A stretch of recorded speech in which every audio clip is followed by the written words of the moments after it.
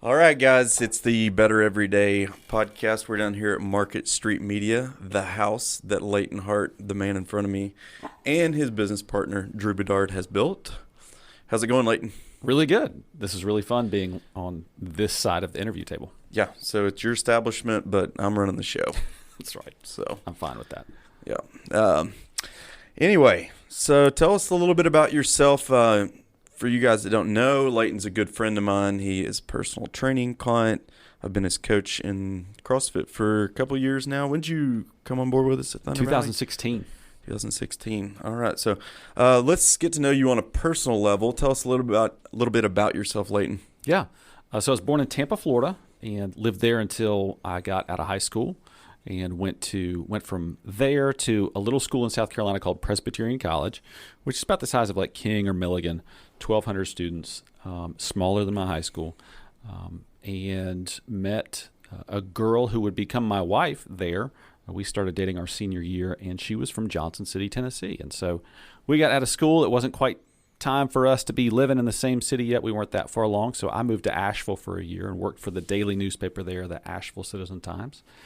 Asheville wasn't like it is now then, but being a young person in Asheville today would be pretty sweet. But as we were getting serious and ready to get married, like we just kind of said, all right, whoever gets a real job first. And she was teaching first grade here at Lake Ridge Elementary, and that was like a real job compared to what I had. So we just put down roots here. Never really thought that like this would be where we'd be forever. But, you know, you stay in one place and you make some friends and kind of make connections. And now it's home, and I love this place. Awesome. Yeah. So you've got some kids, correct? Yeah, some. We have a house full. We have 4 kids, ages 16, 14, 10, and 8 as of this moment. So girl, boy, and they're a lot of fun. They're great kids.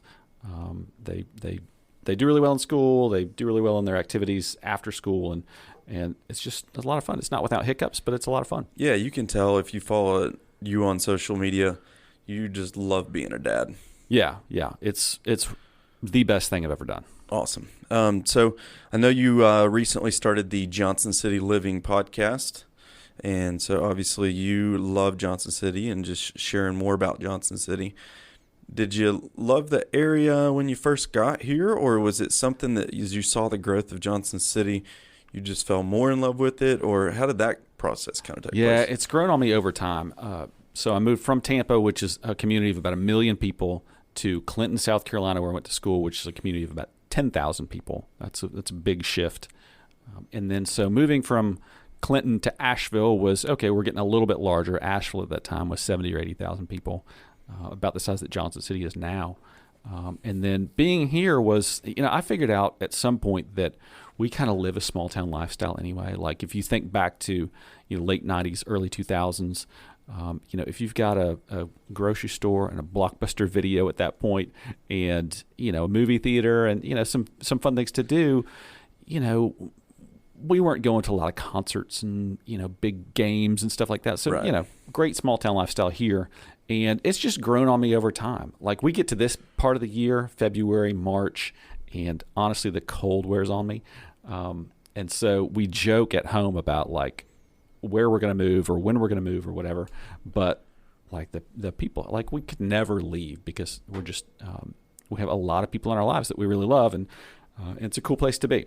The reason I started Johnson City Living was I wanted to do something creative. I was a writer for a living for a little while in my life, and just have that creative urge that muscle that needs to get worked.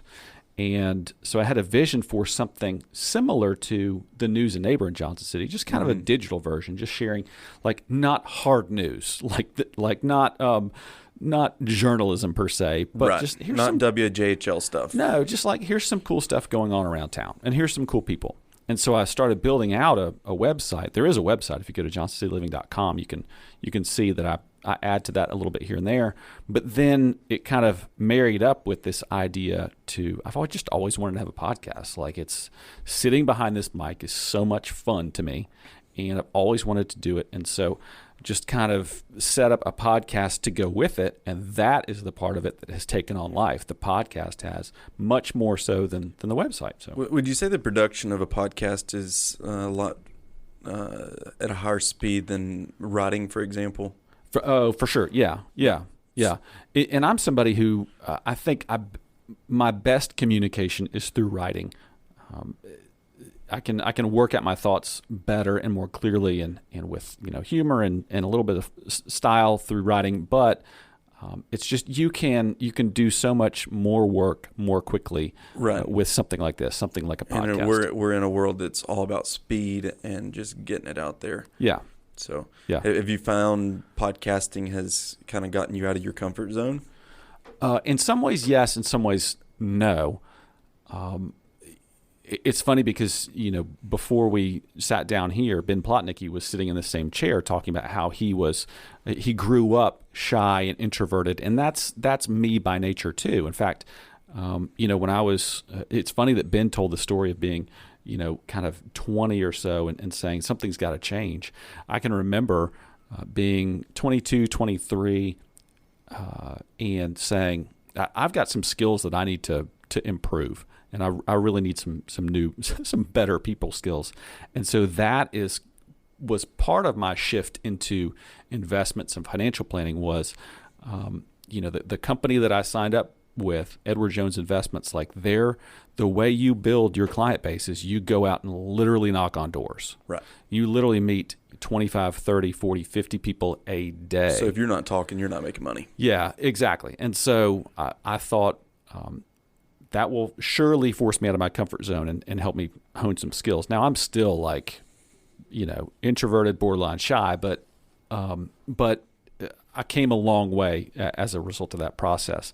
Podcasting and having a podcast, yes. So I don't have to be in front of anyone. We're on camera right now, but I don't have to be necessarily in front of a large group or mixing in a crowd or whatever. It's not like public speaking. Yeah. It's so, but it's a fairly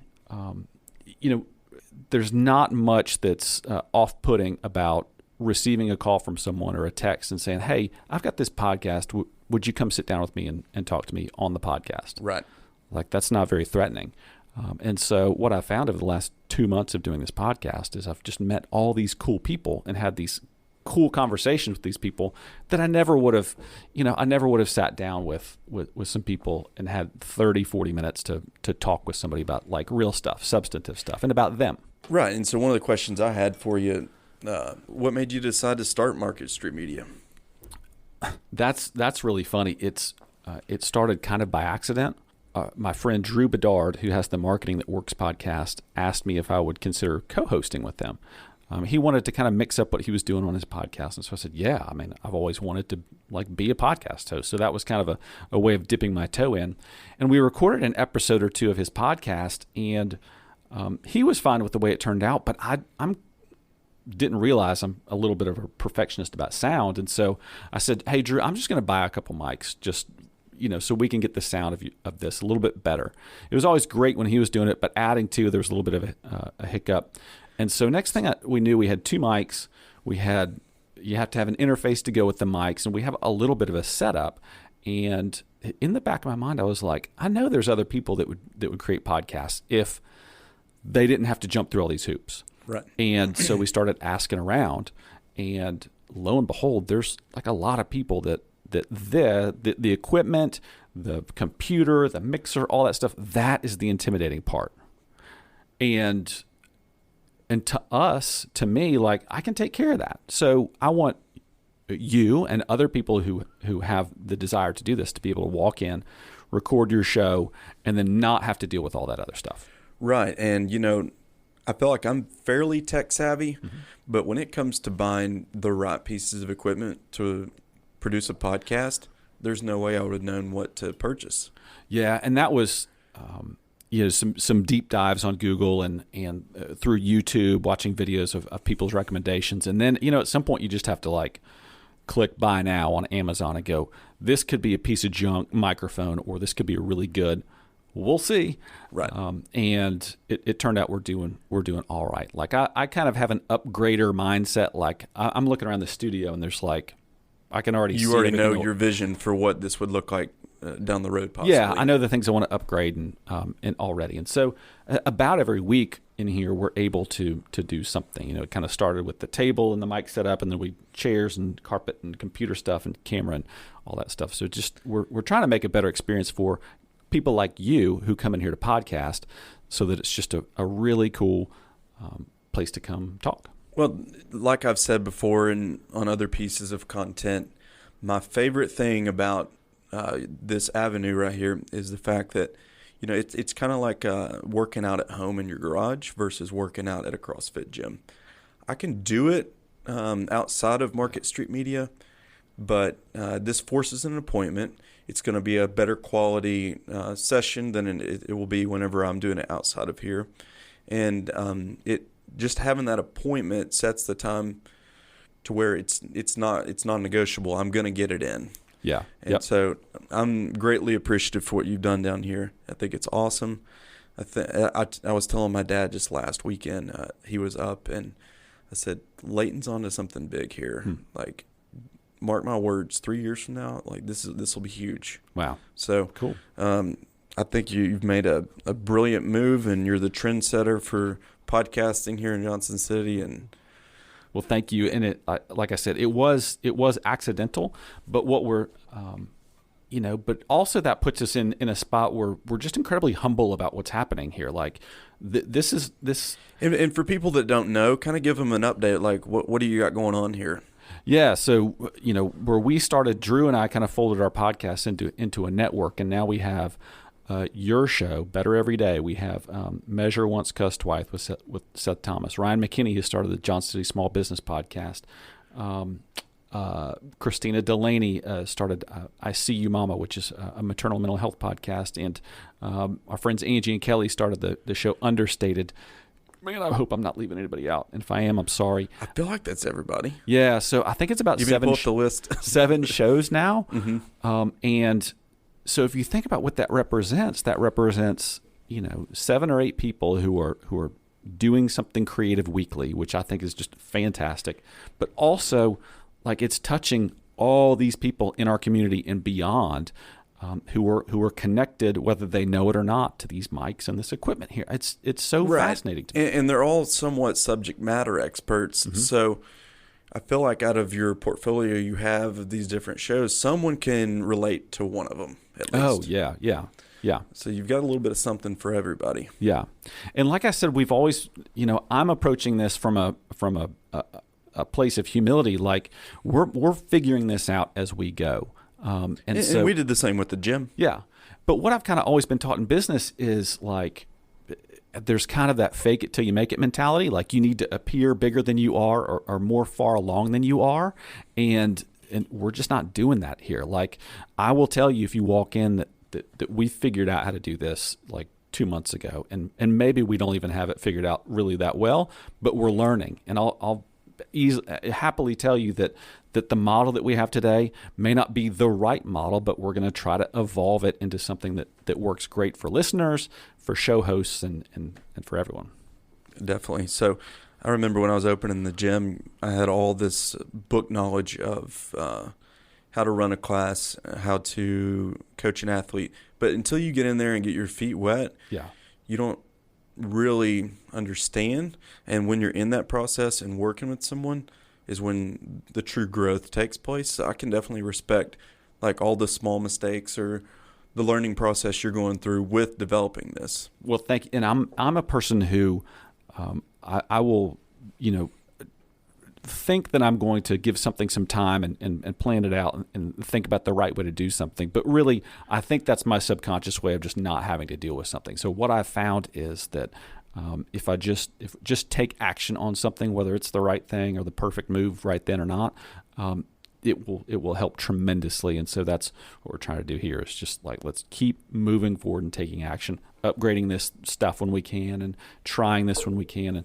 and not fall into that, what do they call it? Paralysis by analysis kind of situation. There you go. Yeah. With it being a fitness-based podcast that I'm doing, I wanted to touch base and kind of like hear your fitness journey. So, I I know you've told me before you didn't really play sports growing up.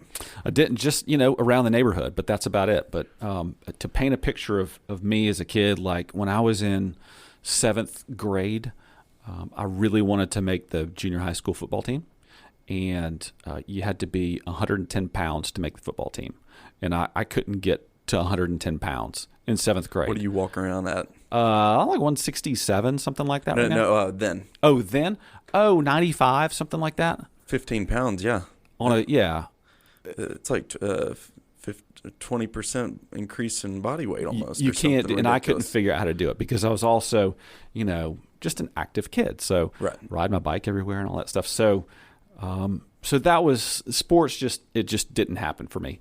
But I was, active and doing things. And in college, you're always like, we're playing ultimate or there's intramurals or all that. So, I'm not an athlete, but can play some stuff. And so the fitness journey, I guess, then was always kind of been on the skinny / scrawny side. Mm-hmm. And even until, and I'll show you a picture at some point, Brad, but through. Maybe we can edit it in. Yeah. Through college, through married years, through having kids, I think until 5 or 6 years ago, I clocked in at about 135 or 140. So, typically people get married and have kids and gain 15 to 20 pounds of weight. And you're at, how would you say you weighed? Like today? No. Then I'm 135, 140, something like that. So why did you feel the need to get in the gym? Because most people, I'll be honest, they just want to lose weight. So your goals obviously aren't to lose weight at 135 pounds. No, I'll tell you exactly why. And it probably wasn't that light when I got to this phase, but it's kind of a dumb story. But in 2013, watching the Masters, I like to play golf, like to watch golf. Watching the Masters, and a guy named Adam Scott, he's an Australian. Adam Scott won the thing, and so you're seeing him afterwards, and he's holding up this trophy and just celebrating, and he's got cannons for arms, and he's a tall guy, lean, and all that stuff, and I'm like, I guess that's like what a man's arms look like. So you pull up your sleeve and. Right, yeah, and I'm just tapping on bone, basically.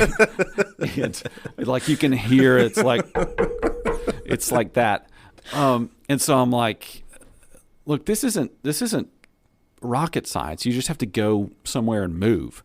But having a gym membership never worked for me because I couldn't push myself. And so I was Googling around looking for something to do, and I'd heard about CrossFit somewhere. I have no idea where I heard about it. But then I saw that CrossFit Stacked was open here in Johnson City, and that's where I got started. So 135 pounds and just bones. Yeah. And you're going to go do the most intense form of exercise. Yeah. Okay. And that was on purpose. I wanted to do something. You wanted to push yourself to the limits. That was bigger than that. I thought was bigger than me. Mm-hmm. I wanted to do something that I really didn't know if I actually could do. And what did Mary Craig think? She was for it. I don't think she really knew a whole lot about what CrossFit was about at that point. Okay. And so I showed up, I think it was in April of 2013. I showed up to CrossFit Stacked. They had a 7 a.m., they ran a 6 o'clock class. And so when that got over at 7 a.m., Ryan Collart would kind of walk new people through, do a little orientation. And that workout was... would this be an on-ramp, basically? Yeah, or kind of like a, taste and see if you like this, if this is for you. All right, so go ahead with that workout. I think I have her. I wish he was here to help me remember, but I think it was row 250 meters, get off the rower and do 10 push-ups, 20 sit-ups, some air squats, and then go do some pull-ups. Okay, so this is a baseline beginner's workout. Yeah. Here's what it is. Okay. 500-meter row. Okay. 40 air squats, 30 sit-ups, 20 push-ups, 10 pull-ups to finish for time. Yeah, that sounds right. Okay, yeah, that's right. Yep. And it works in that descending order. Correct. Okay, that's right, because the last place I ended up was at the pull-up bar. And I couldn't do I was doing the best I could. I got 2 or 3 pull-ups maybe. And while I was doing the pull-ups, I just folded over and I was like, Ryan, I got to stop. You feeling nauseous or? Yeah. And he's like, you okay? You need some water or something? I was like, no, I need to get to the bathroom. And I beeline for the bathroom and threw up in Ryan's bathroom at CrossFit Stacked, and came back out. He had a bottle of water for me, and he's, what do you say at that? I'm like, what does a coach say at that point? Are you okay? Or I'm sorry, or whatever. Like, I came in knowing that it was going to be tough, and it was tough. So anyhow, Ryan was awesome, and he said, look, if you want to do this, just come on back any class time and bring a check with you. And so I did. I think it took me 2 days to recover from that. So I've never understood that, and I've never had the fortune of being a member at a CrossFit gym. I've only been an owner.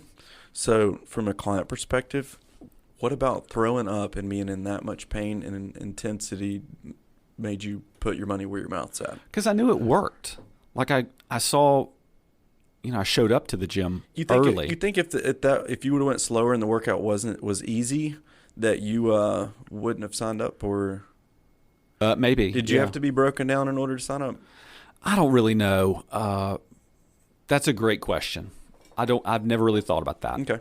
I was pretty sold and committed anyway. Okay.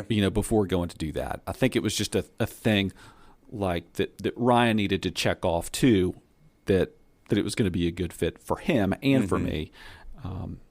Just so that there's no like missed expectations that this is going to be, right. We're not going to be laying around like, it's not a ballet class, it's a CrossFit class. There you go. So you become a member at Stacked, and then let's go from there. Yeah, and I was a pretty terrible member at that point. Like I did not understand like how to find strength inside myself. Like, and the voice in my head was you can't do this. And so I can remember doing stuff like there was like a 50-foot walk with a static hold barbell over your head, like 65 pounds. Not much, but I was struggling. Half your body weight, like. Well, yeah, at that point it was. But I was struggling to get the barbell over my head, much less walk with it. Right. It was. And did you find each workout kind of mentally defeating? A little bit, yeah. And, but not enough that I was like, well, this isn't for me. Like I knew that it would work if I showed up for it. But there was still like a voice in my head that was like, this is for those guys over there that are like repping out toes to bar and all that stuff. And maybe not so much for me, but you still keep paying that membership due every month. I did. And, within, pretty quick, I'm feeling my arms and I'm like, now wait a minute. Yep. It's not solid bone. It's like, there's something there. Yeah. And so I did see results pretty quick. Nothing dramatic, but for me, it was a sign that this works. Your body will hold muscle. And I, 35 years old, and I never knew that like my body could have power and could hold muscle. And it was really cool. That's awesome. That year, I didn't stay at Stacked for a long time because later that fall we were traveling. That's when we adopted Franklin, our son, from Uganda. And so we were gone for, I think, a total of about 5 weeks that fall. And so I kind of let my membership go then at Stacked. So, but that initial period, and I ended up back at Stacked later, but that initial period was transformational. Like that's, it's a big deal. It has to be so hard taking that time off and then getting back to the gym because the beating you're going to take. And here's the thing. The athletes have only gotten better, so the RX weights are probably going up. Right. So not only is your body deconditioned, but you're going to come back to harder workouts now. Yeah. What's funny is, so my next step was, we brought Franklin home. We had, that was it was a great time, but it was also very intense time for our family. And so I was going to work and I was coming home and dealing with life at home. Those are the only two things in my life at that point. And by January or February after, I had a buddy that called and said, hey, the Wellness Center is starting up this program. It's called Elite Fitness. It's going to be like CrossFit. They couldn't call it CrossFit because it wasn't an affiliate, right. But same kind of stuff. And I was like, okay, I'll give it a shot. And so did that for maybe a year and a half until they folded up that program and moved on to something else, at which point I ended up back at Stacked, which is great. It's funny, when I went back and when the Wellness Center was starting that, it was a completely different mindset because like everybody else was starting new also. Right. Like some people had some experience, had been at other gyms, but we were all in this together. There's not going to be a girl in class that's going to be outlifting you by 60 pounds. I mean, hopeful, but you know. You all could all mature and grow together in your fitness. Exactly. And so it really was just a different mindset, and I didn't go into those activities saying, you can't do this, this isn't for you, this is, we're going to find a way to do this. Right. Or we're going to improve our way into this. So that ran its course. Went back to Stacked, and after, I don't even remember, a year or so, Ryan was ready to move on from Stacked and close Stacked, and that's when I came over and met you guys at Thunder Valley. Yep. So you CrossFitted with us up until how long ago now? How long you've been doing Fit Club? Yeah, I have. So I guess was it back in the fall? I think it was. I want to say October, November. And I feel like most of last year, like 2019, I got like a good start to 2019, was coming in a lot. And that's when you and I started working together. Yeah. Yep. Because I really just wanted to improve some of those things that a mature CrossFitter probably should have. You know, double unders, working on some muscle up kind of stuff. And I'd never been able to do that. Just kind of in a class setting, especially as we've grown over the years, really refining movement patterns when it comes to the highly technical stuff is tough. Yeah. So, we were able to accomplish quite a bit in those sessions that we had last year about this time. Yep. What I do love is that in CrossFit and what you all have at Thunder Valley, that I don't know, it may be the secret sauce for you guys, is that mentality that it's okay to take time to practice. Like, we can build in some time to practice these things. And if you're trying to get a chest to bar or a bar muscle up or something like that, and you're not hitting it, it's okay. Just keep working on the segments of it, the steps along the way. And the other thing I love about CrossFit that I discovered at Stacked, that I don't know if it happens in an environment that's not CrossFit related, is that weakness isn't offensive. The weakness isn't like some kind of failure. Right. And people will move toward somebody who is struggling or needs help instead of like running away and like trying not to associate themselves with that. Correct. In the CrossFit environment and at Thunder Valley, if you're working out and you're struggling like we all do, if you're the last person finishing up, people will be around you saying, man, you're doing great. Grab the bar, get 3 more sit-ups in, just give me 10 seconds of work. That doesn't happen anywhere else. Right. That's one of my favorite things about CrossFit is there's not many opportunities in life where a person is failing or struggling and then they get encouraged. Yeah. Yeah. Especially like if you've been in like a corporate environment, like, you see it all the time. Like, Leighton, you're not hitting your sales goals. Yeah. And you can do it. You never hear it. Yeah. So winners need to like, people want to associate with like, the winners, the people at the top, which makes perfect sense. But I think a healthier mindset is we're all in this together. We all started at nothing. Right. And let's help each other out. So October, you started Fit Club. Yeah, and so through last year, we traveled for most of the summer, and coming out of the summer, I couldn't get out of bed to get to the gym in the morning. It just wasn't happening. Like I told, every day it was like, all right, tomorrow's the day, and it just wasn't happening. So I was coming to the gym once a week, maybe. It helped that you and I were working out some at that point, but something needed to change, and I was just reluctant to change because I like those guys at 5:30. It's kind of, that was a great group. I mean, it still is a great group.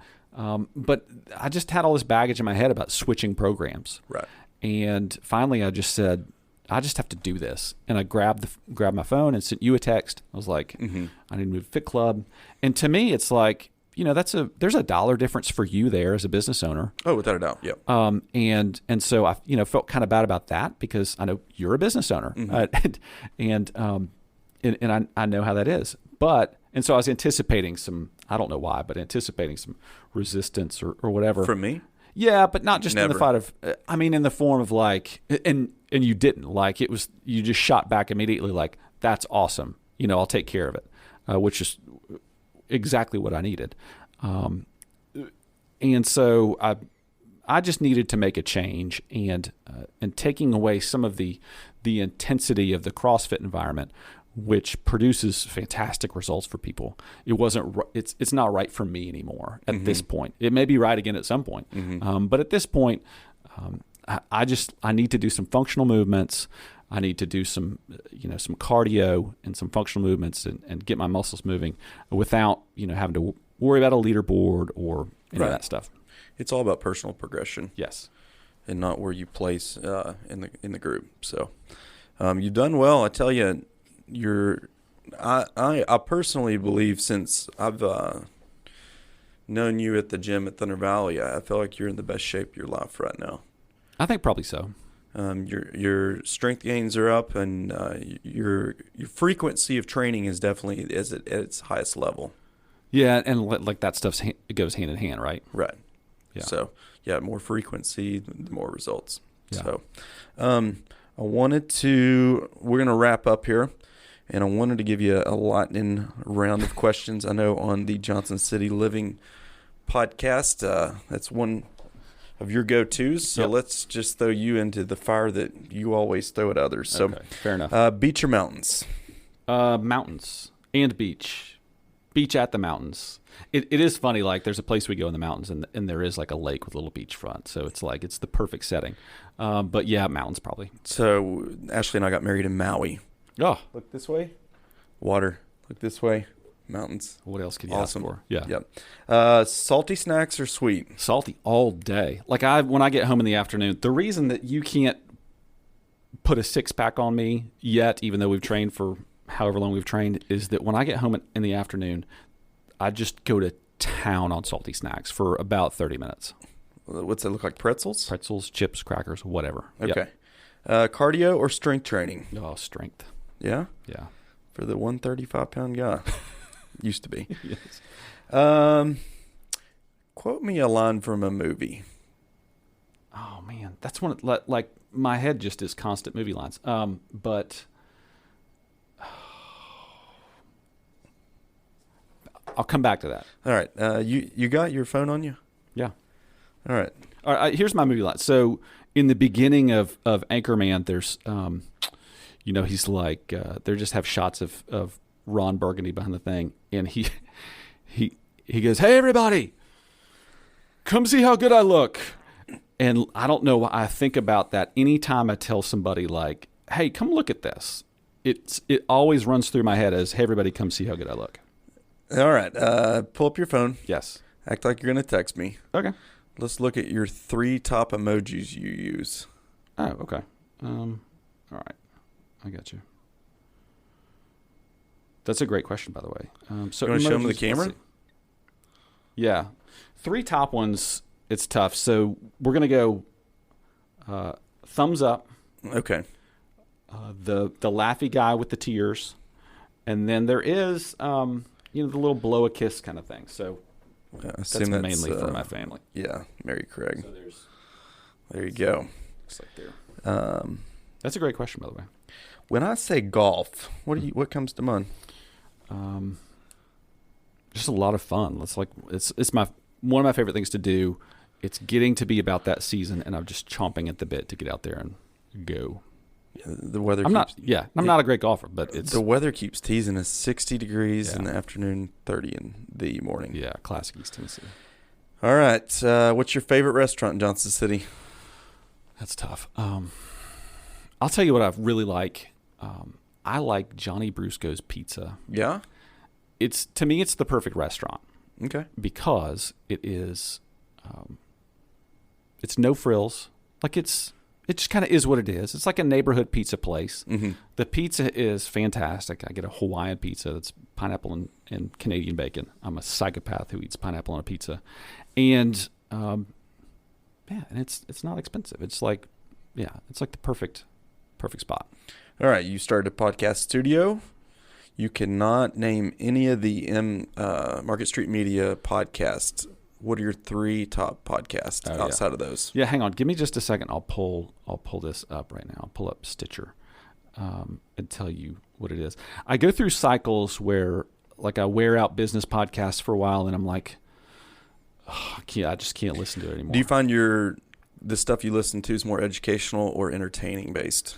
I see. That's what I'm saying. I bounce back and forth. So Okay. I definitely have a deep hunger for education, but sometimes you just have to check out and listen to. So here are the top ones in here. Buzzcast, which is by Buzzsprout. It's just all about podcasting. So I just want to learn as much as I can, and that's one. Here's one I like. I haven't listened to all of it, but the Rewatchables, which is on the Ringer Network. Basically, they take movies that we know. So, like, I'll give you an example. So, The Breakfast Club.